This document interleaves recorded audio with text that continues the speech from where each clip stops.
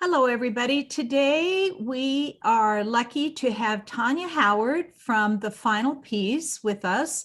Tanya is a stager that I have used for quite a while. Tanya has done a lot of the staging in the homes that I've listed, and she's here today to help you with some simple things that you can do to get your home ready to go on the market. And Tanya, thank you so much for joining us today. We really appreciate it. My pleasure. Thank you. Yeah. So Tanya and I, like I said, she's been staging homes for me for a long time. We won't go into that. No. But the thing that I really appreciate about Tanya is that she is able to take just the simplest things that you wouldn't even expect and totally turn a room around. So she's very, very creative. And one of the really unique things that Tanya does that I have never seen another stager do is she will actually come in and give the seller a to-do list to prepare the home before she comes in and stages, or if they don't want her to stage, to at least allow them to prepare. So I will have a link to Tanya's Facebook page where you can contact her if you would like to reach out to Tanya personally after this video. But we're going to talk about 5 things today that you could do that could make a really big impact on how your home looks to the general public.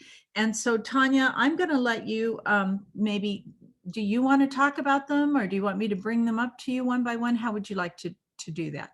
I could go ahead and just address them if you'd like. That sounds super. That sounds super. Okay. I'll let you do that. I might break in and ask questions. Certainly. Please do. Okay, yeah. Good. Yeah. You might think of something I haven't. So yes, thank you. I appreciate the opportunity to share some tips and maybe help educate people a little bit that may not be as familiar with staging. So super. I want to start off and say staging is not at all like living. So need to Thank you. Thank you. We run into that a bit, don't we? Yes, we do. So yes, yeah, a lot of people question when I do the consultation with the to-do list, they will question me, and certainly understandable, but staging is not like living. So my goal when I stage is to aesthetically and emotionally set up the home to entice buyers to want to live there and to envision themselves there. And what I try and tell a seller too is that when you decide to put your home on the market, you're moving it from your home to your product. So when it's your product, you want it to shine for the next person who's going to buy it. So that is spot on. And excuse me. And I know that I've heard you say that to the sellers, and I think it's a perfect analogy. Yeah. I think it's very challenging because it's your home and emotions are usually attached and they run high, but that's the benefit of using a stager. And hopefully if they take your advice and try to detach and look at it as a product, because ultimately we're all trying to get them top dollar. That's so true. Working together. So in doing that, there are things that we just live with day to day and super easy to overlook. And it's, I'll mention like the first thing that I think of is your curb appeal. So most front doors are visual from the road, and a very easy thing to, over time, they get dirty, they get dusty, they get nicked, they get kicked. And so I always recommend giving your door a good washing inside and out, and then don't forget the side of it, and maybe just a mild soap with a lukewarm water, but always refer to the manufacturer's recommendations for the type of door you have, because you don't want to damage the product. Right. And give it a good scrub. And if you have a wood door with just a sealer, maybe use a wood soap on it, and that will do wonders. And then while you're doing that, go ahead and check the weather stripping around there. Super easy to replace. And again, over time, they get condensed or compressed, can get folded over. They just start looking kind of tacky. Very easy to replace yourself. And so on any things that you're going to use, I recommend doing a couple different searches you haven't done before, and then you go to the home improvement store, ask one of the associates. The reason I always think it's good to check a couple different sources, you want to make sure the information you get is accurate. But again, very easy. But if you're not comfortable doing that, just hire a handyman. Very inexpensive, and it will do wonders. And I have. Then if your door is, pardon? I said I have lists of handymen, and yes, you well know we have some good ones. So. Yes, wonderful ones. Yes, yes. And if your door is outdated and it's not in your budget that you want to replace it, a good coat of paint will really do wonders. And it's very on trend right now to have a front door with an accent color. So again, depending on the type of material, some people have metal, wood, fiberglass. Check the type of material it is and buy a paint that is conducive for that. And then I would recommend going with an accent color, but in the same tone as your body and your trim colors. And then once you do that, tie it in with maybe a couple of pots on the front porch, and or maybe like 3 groupings of flowers in the same color. And visually, if you do like a zigzag, so here's your front door, maybe do a cluster here, here, and then over here. The way our brains work, it will be visually appealing, and it ties it all in. Now, when you say the same color, do you mean the same color as the door, or just the flowers are the same color? I'm sorry. Thank you for clarifying. Yes. So let's just say you go with a goldenrod on your front door. So then maybe do some yellow marigolds. Okay. Yes. Yes. Thank you. Yes, of course. Appreciate that. So again, from the road, that just brings you in. And when things are fresh and updated, it gives people the feeling that it's been really well cared for. Mm-hmm. Now, on that note, the other thing that is huge for me are welcome mats. Yes. So people, this is so overlooked. You will go visit somebody, and probably because of what I do, I'm just, always my eye goes to that. And I'm very aware of it at my own house. But that is something, even for a homeowner, when I'm doing design work, I always recommend, maybe quarterly buying a new welcome mat, because just dirt, wear and tear, especially during our rainy fall and winters here in the Northwest, and even sometimes our spring, they just start looking old and raggedy. And again, a welcome mat, just, brand new, beautiful. It says, "We knew you were coming. Welcome, welcome." Yes. And yes. Yeah. Because whether it's staging or designing, you want whoever's coming to feel welcomed, that you knew they were coming. And so in staging, again, we want people to just like feel, like they want to live there. Mm-hmm. So the first thing, you want to give your porch or your entry step a good sweep. And if it needs a little scrubbing, get out the brush and the bleach or webs off the siding and the lights. Exactly. Yes. We've seen that. Yes. Yes. So then sometimes, you do maybe need to pressure wash it. So make sure that's just very tidy. And yes, you have a wonderful point, because again, it's just life overnight. These spider webs in the Northwest, they appear. But again, it just looks, gives you kind of a creepy feeling, unkept, uncared for. If you live in a dusty area, make sure, that you're keeping that exterior light fixture cleaned off and wiped off really well, because super easy to have it, look grimy. So once you do that, and then I would steer clear of trendy or too theme specific welcome mats. I know that some people, have a love of dogs or cats or, funny puns, etc. And that's, again, great to personalize your home when you're designing it for yourself. But for staging, we are trying to appeal to the largest demographics that we can. So a timeless classic look, just a nice welcome, a nice basic pattern. I tend to, as you know firsthand, I tend to like to bring a little bit of color in. If you can find something, that's maybe a little understated, or that, just something basic, but that adds a little pop of color. And again, you want to tie into the colors of the body of the house, the trim, or if you go with that painted door, that's always nice to have some colors reflected matte. And then if you have maybe like a black and white house, not really any vibrant colors, and you want to have some color on your mat, pick up some colors from the flowers, but do a way to tie it in. And so then people from the road or the walkway, they're going to see this. It's going to bring them in, and it's a really nice focal point, and it's their first impression. So we want to snag them right away. Yes. Yes. You bring those welcome mats with you if they don't have them. And yes. As a stager, that's another thing that I've never seen a stager do. And most stagers don't do that. So okay, well, great. That's good to know. I like to try to do I just try to do what works, but it's nice to hear that. Yeah, I'm doing something a little more unique. So kudos. Thank you. Mm-hmm. Yes. So let's see. Then from there, I would, okay. So my brain, how I am. Okay. So one thing that is really easy to overlook is the toilet seat. The toilet seat. So again, day-to-day life, whether you have kids or what have you, they get plopped down, people sit on them, they put things on them, they get scratched.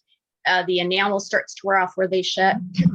And they can just start to get that ick factor.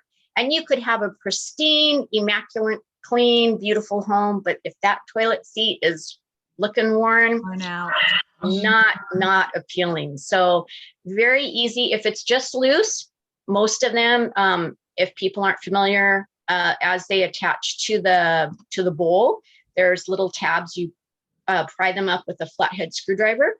There's going to be some plastic screws in there. You just tighten them, and that will stop it from wiggling back and forth.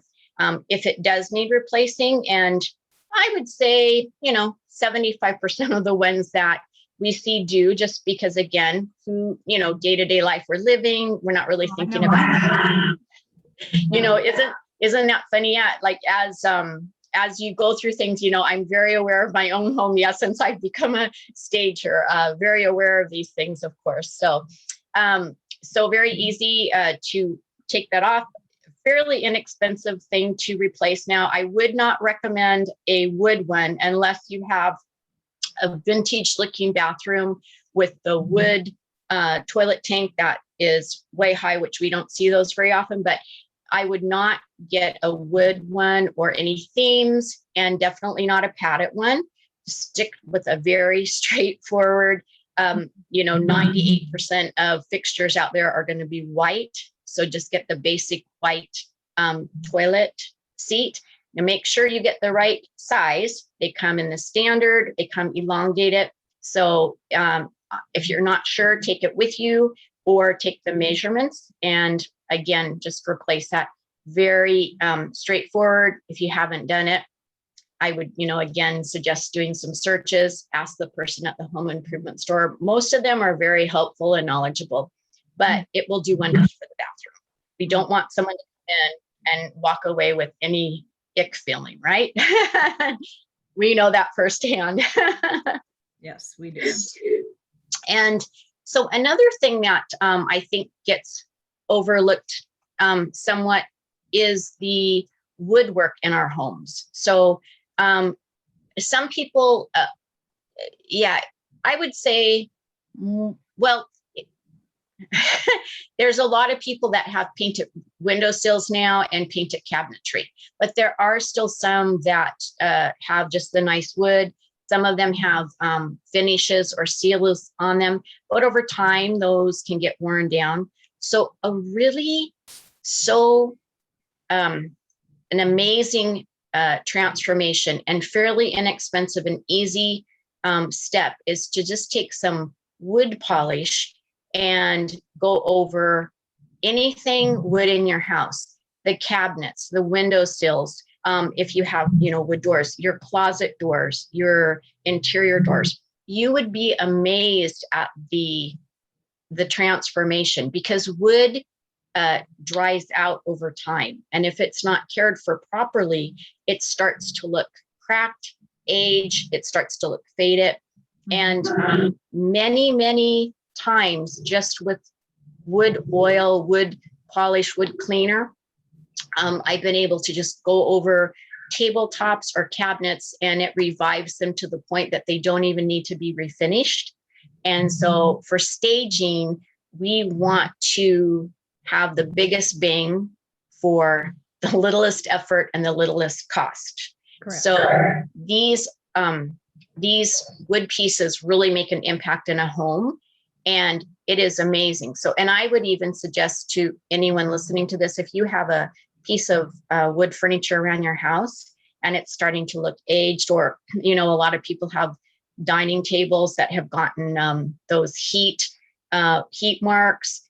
If you spray wood polish or oil and leave it on there for like 24 hours, it often will re-moisturize the wood enough that it removes that white moisture mark. Really? Yes. Yes.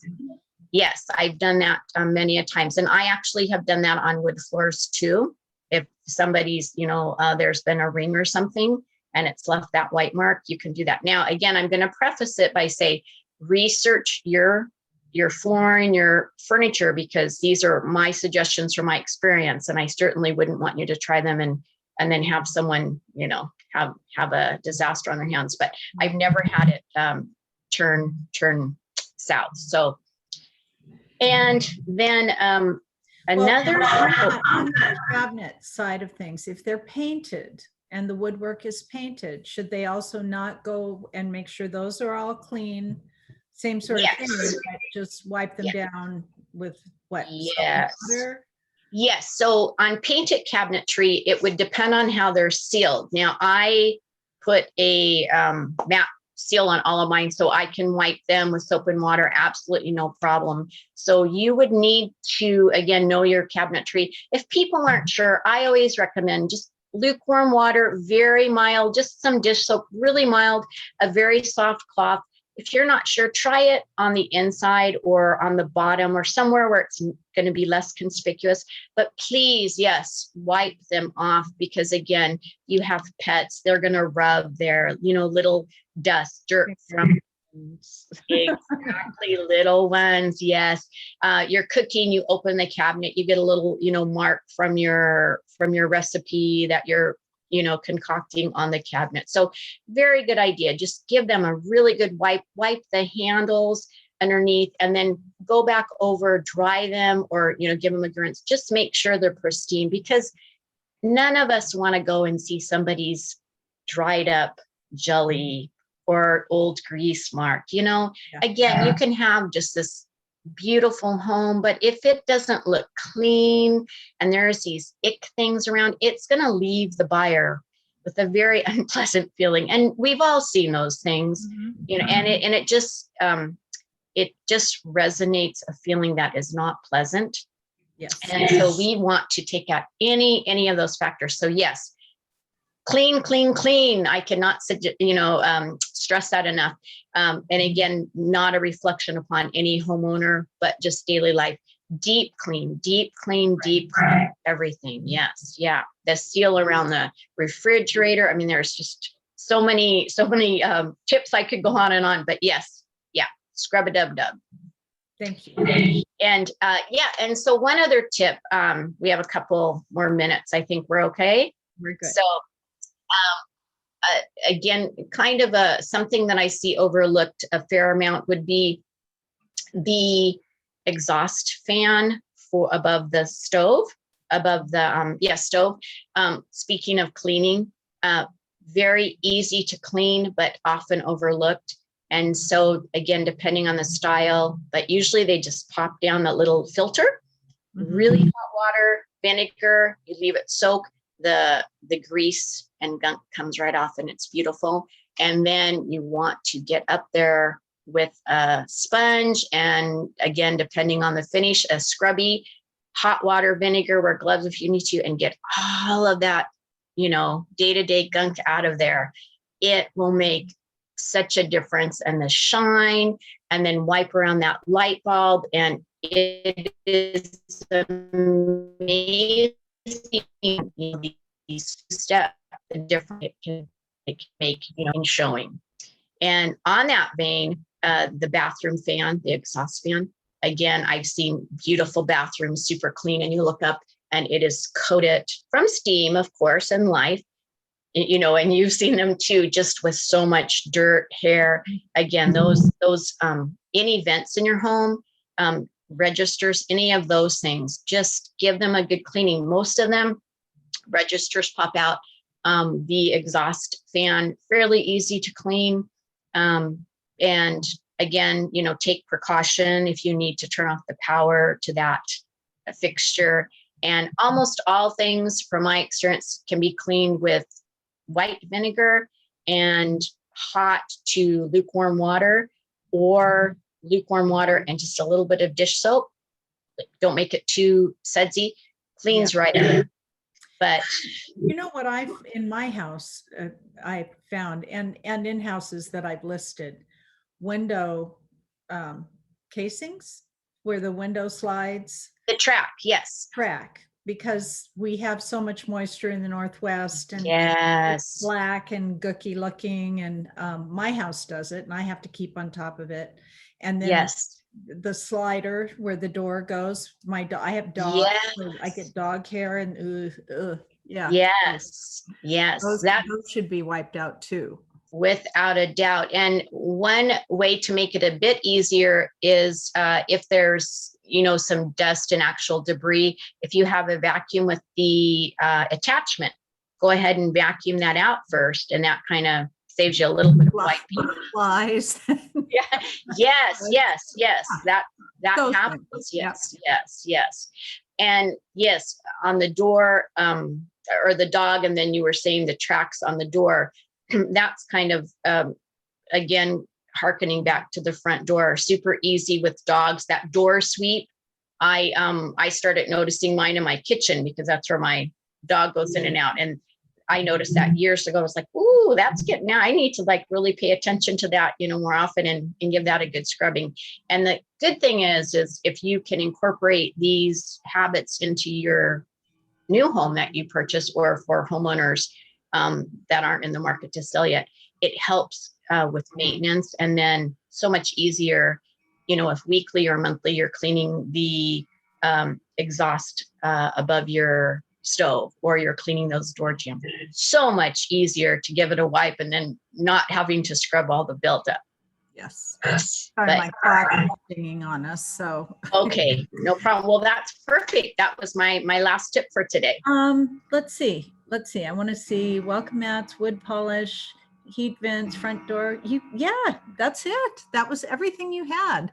I know there's so much more that we could talk about, but there is, but those are the things that people miss. They don't really think about them. I know I did, and I started, following you around with your to-do list. I'm like, oh, I got to go home and do that, and I better do that. And you just start catching them, but they're really important, because people do notice those things when they go in a house.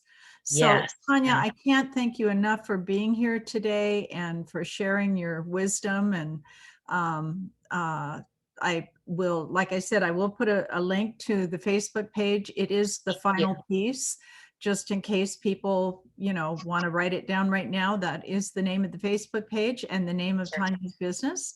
And I do believe you also help with interior design. So in case people just would like your help in designing their home, you can do that too. So yes, definitely. I appreciate your help, and my pleasure, definitely. And I know we will be working together again soon in the near future. Well, I look forward to it. Yes. Well, thank you for the opportunity. I'm just so passionate about what I do, and I was very excited when you contacted me. So thank you, Judy. Thank you, Tanya. All right. Have a great day. You as well. Enjoy the sunshine. Thank you. Okay. Okay. Bye-bye.